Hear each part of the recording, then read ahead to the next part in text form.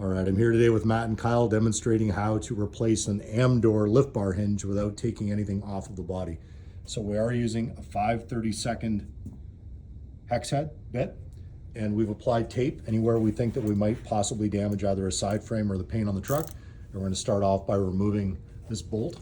We've already done it on the other side just for the speed of the video. And as you may be able to see in the distance there, we just stuck an Allen key through to keep the other hinge in place and keep the spring from falling out onto the ground, and you end up going on a search party.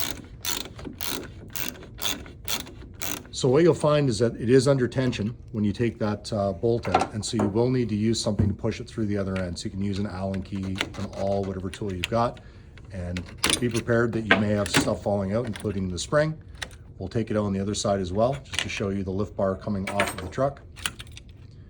And then Kyle is going to zoom in here and show us how the spring actually goes into the cavity. So go ahead, Kyle.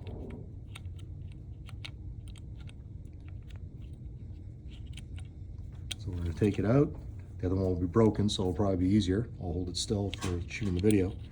And so you're taking the longer leg and putting it in. So you're looking at the way that the spring is wound. Imagine the wire goes around and over the top, and then the long leg goes in and then sits in that pocket right there, which keeps it locked into position. This white residue you're seeing is just buffing compound because this was originally a painted door.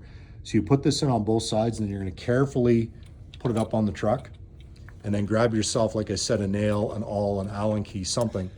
Might want to zoom show in where there. it hooks in on that leg. So you can see right up in here where we've got the cavity in the mold, and that is basically where we're going to be hooking the short leg of the spring into position. So go ahead, Kyle, and I'll try and shoot without getting too much in your way.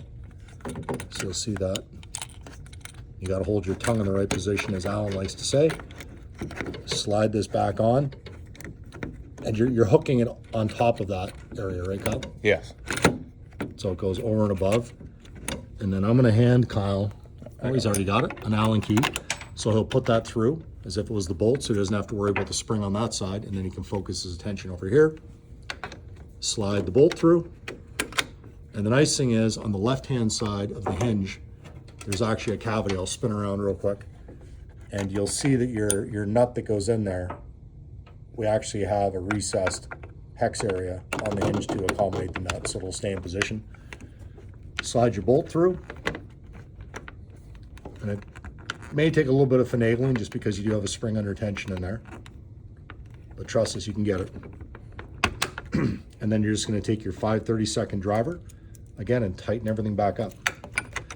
And so here we've avoided removing the side frames or taking anything else off of the truck.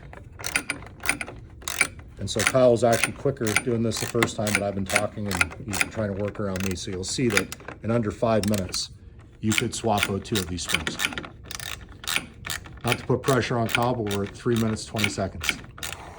Wow. I can do better. We will be testing Kyle for performance-enhancing drugs after this operation. He was confident he could do it in less than 5 minutes.